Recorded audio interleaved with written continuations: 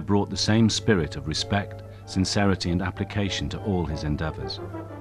Despite the wealthy appearance of his house, it was the result of his own hard work and effort over many years. It was furnished entirely with bits and pieces of furniture which he painted towards the end of his life. On the hillside around his studio, nicknamed Wuthering Heights, he lovingly planted each tree and flower.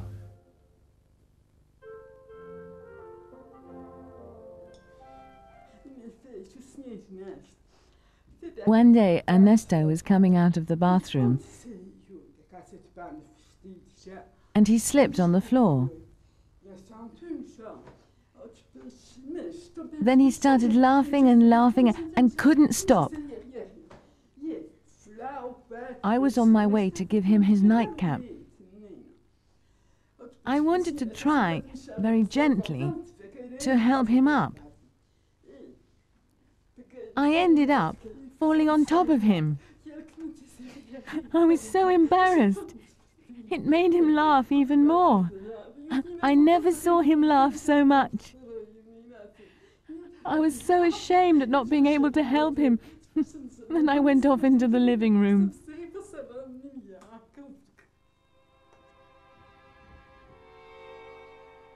The origins of the Canto family are incredibly varied, including Portuguese, English, Flemish and perhaps Arab.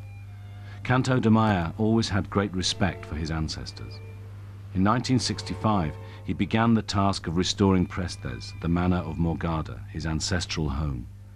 Not only did he rebuild and repaint the entire house, but he restored pieces of furniture, decorating them with folk motifs of different countries. The dream of his daughters is to turn this manor into a cultural centre for the young of the island. Yes, it's true, I was influenced by the Back to Nature movement.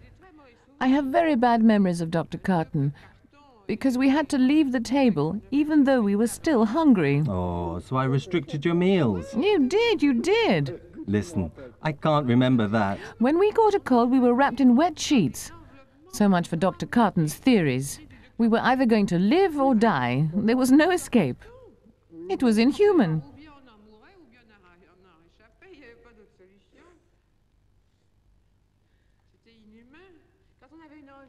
When we had a sore throat, we were given a cold compress. Oh, come on.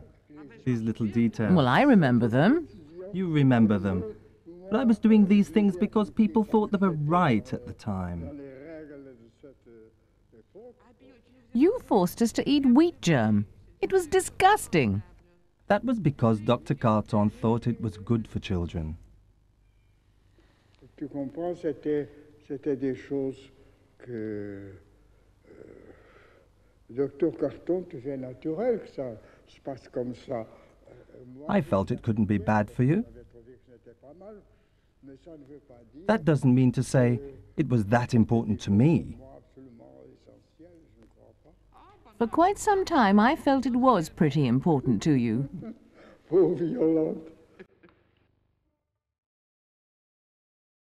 Dr. Paula Enriquez, art historian and curator, is the Canto da Maia specialist. He's very fond of this primitive Adam and Eve. It's one of Canto da Maia's last works, done when he was 85.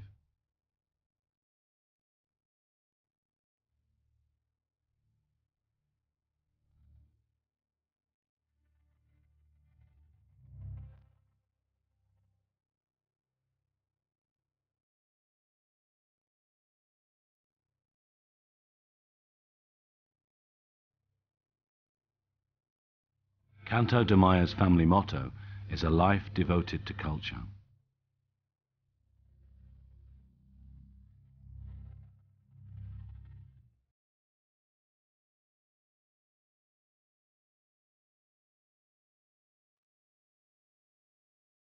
The sculptor often cited the proverb, "Do unto others as you would have them do unto you." Generous despite his own financial difficulties, he was always ready to help those in need, even at the expense of his own comfort, and, for example, would financially assist poorer students. A journalist once said of him, "This man is truly democratic." Sometimes he would wash the dishes, create new recipes, visit the market twice weekly, and lovingly choose his fruits and vegetables. He adored nature. When I was little, we had a very regimented life. Parties were held on the first Sunday of every month. There were a lot of people there. A lot of Portuguese used to come, lots of artists, Americans, refugees from Eastern Europe. We had Romanians, Polish people, Russians. So between the two wars, Canto da Maia's studio really was a place where one could meet some very interesting people. French poets. Well, I mean, there were people of all nationalities. Was this where you met Vieira da Silva?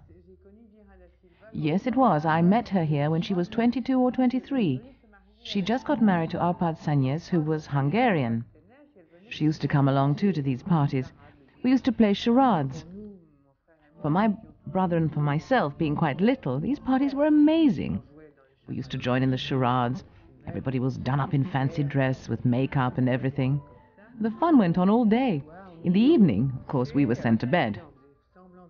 So we pretended to go, but instead we went on watching from upstairs through holes in the wall until midnight or 1 o'clock in the morning. Oh, it was so exciting seeing all those adults behaving like children.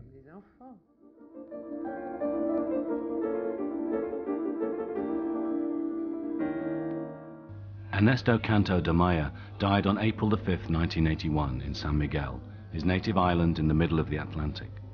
His daughter Isabella was with him. After his death, he lives on in his work, which has in a sense been immortalized in many museums.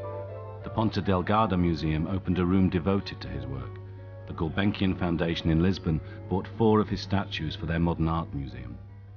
His pieces are exhibited at the Museum of the 30s near Paris, in Boulogne-sur-Seine. In 1990, an exhibition was held in Lisbon to mark his centenary. In 1995, a major exhibition was held in the Gulbenkian Foundation in Paris. It was acclaimed by the press and his biography was commissioned.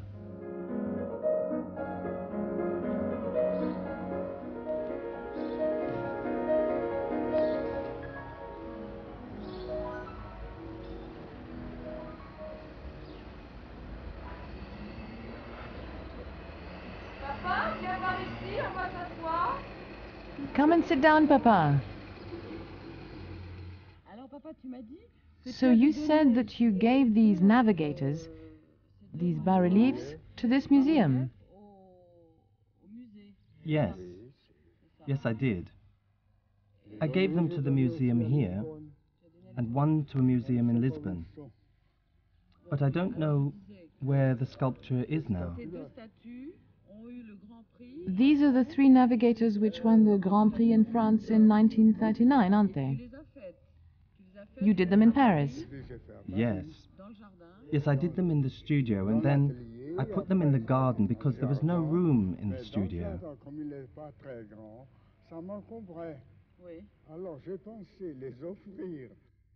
So I thought it was better to offer them to the museum here and also to the council in Lisbon.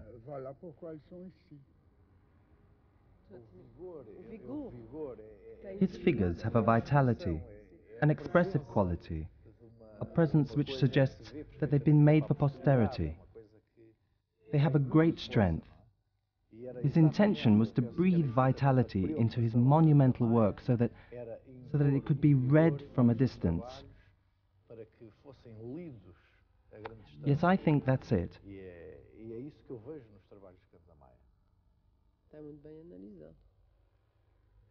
It's my feeling anyway.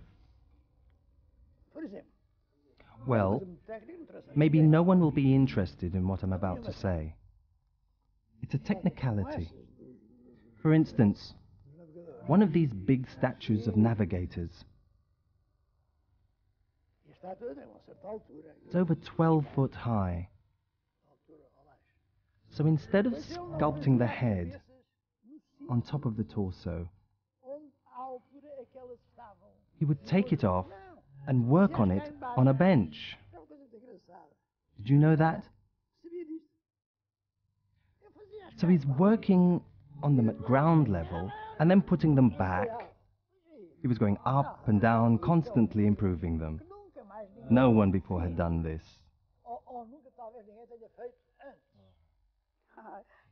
He had so many qualities. He was in every way an exceptional person. His charisma, his work, everything about him was great. He was exceptional. Can you be more specific? Can you give me an example of that? As friends, we communicated a lot by letter. And I've kept a lot of them. They were extraordinary. His personality shines through them. They show his purity of spirit, his simplicity, his elegance.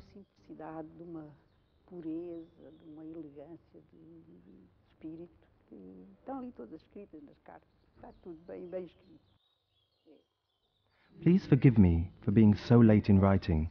I offer you my heartfelt gratitude for the joy you gave me. Your father had an incredible laugh. I can't explain it. An Azorian laugh.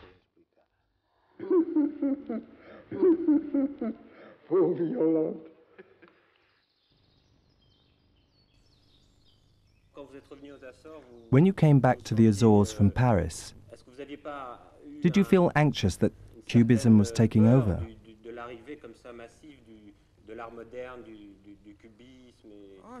No, I was not afraid. They were doing what they wanted. I was doing what I wanted. Did you think you could be understood by them? I wasn't bothered about being understood. I was just doing what I felt like.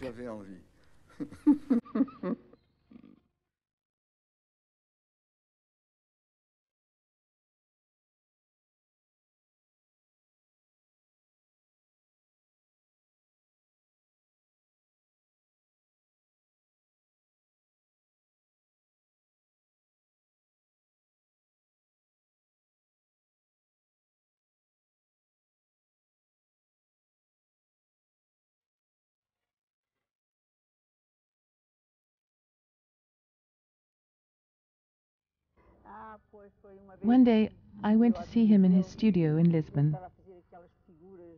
I was working on the project for the exhibition of the Mundo Português. In 1940, he'd been invited to supervise the group of sculptors who were going to participate in this exhibition of Mundo Português. Most of the Portuguese sculptors had forgotten Canto da Maia, who was living in Paris at the time. His return to Lisbon was a big surprise to all of them. They witnessed his re-establishment in Portugal. Because of his talent and personal supervision, the exhibition was a great success.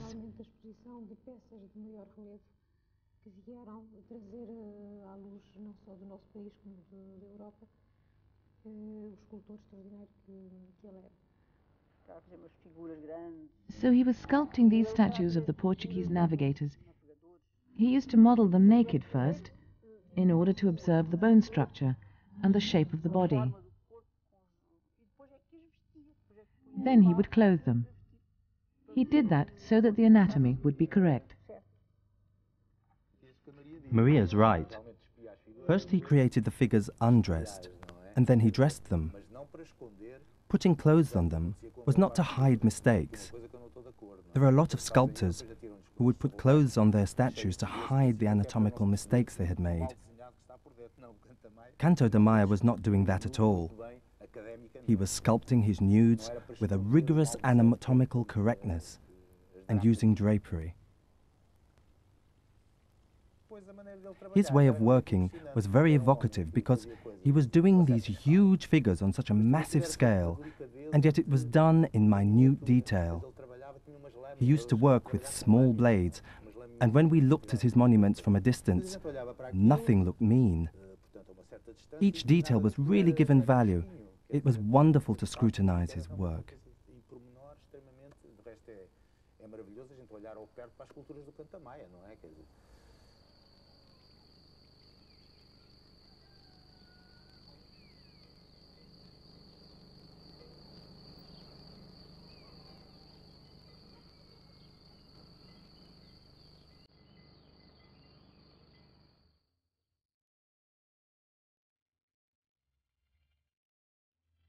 In 1940, Canto da Maia's son, Giulio, who was 19, died in an accident at sea. This tragedy was to haunt him for the rest of his life.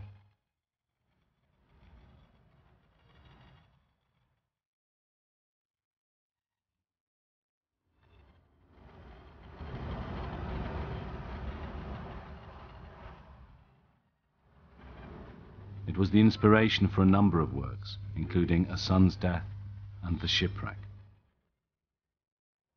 The world sculpted by Canto da Maia opens our eyes to the beauty and radiance of a man reconciled with himself. His statues let us catch a glimpse of another way to live, simpler, more genuine. Better still, they make us want to search inside ourselves to find this other way of being. Indeed, the tenderness and spirituality of his work could be part of an answer to the yearnings of our time.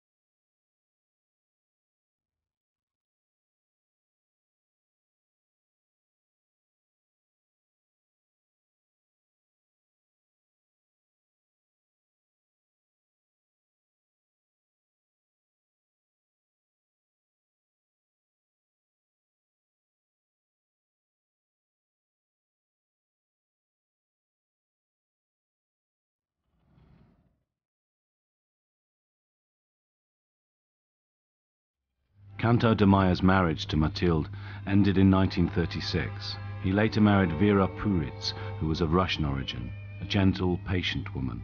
She called him affectionately, "my lord and master." They had one child by the marriage, Isabella. They stayed together until Vera's death in 1977. I met my father at an age when he was old enough to be my grandfather. But despite that, he was able to play with me as if he were a little brother of 10. We used to fight with cushions. Usually it would be at bedtime, and my mother would tell us to be quiet and go to bed. And then, well, right up till the end, a few days before he died, at the hospital, I would go to kiss him goodnight. And to distract myself from the anxiety of seeing him there, I would tickle his feet, as I used to do when we played together. And like before, he laughed in the same way.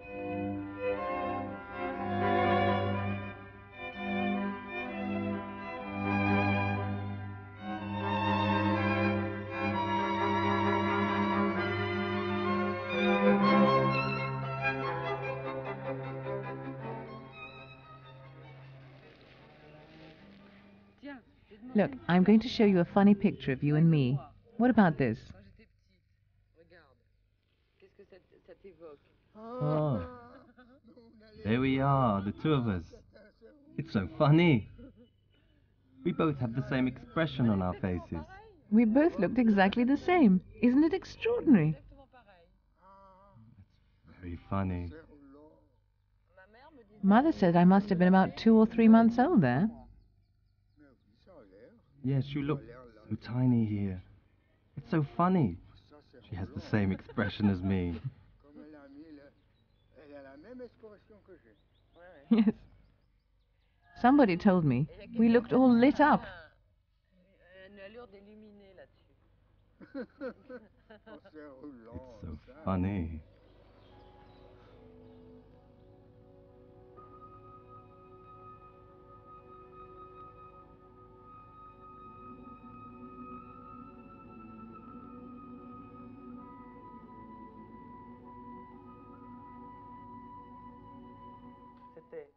When I was a boy, my family would look forward to Canto coming to have lunch with us. It happened every summer. Yes, that's right. I was already married then. When Esther was about to arrive, everyone would rush out to greet him. Everyone wanted to see him, even the children.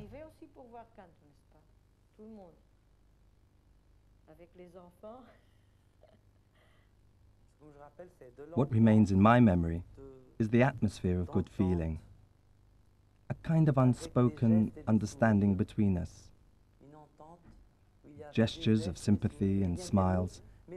Yes, gestures and smiles. There were words, but I don't remember them. It was as if the words weren't important, because it was the feelings in the air that created the atmosphere of happiness, of affection, and total understanding. In fact, we didn't need to talk at all. We seemed to know how just to be together. Everything came so naturally.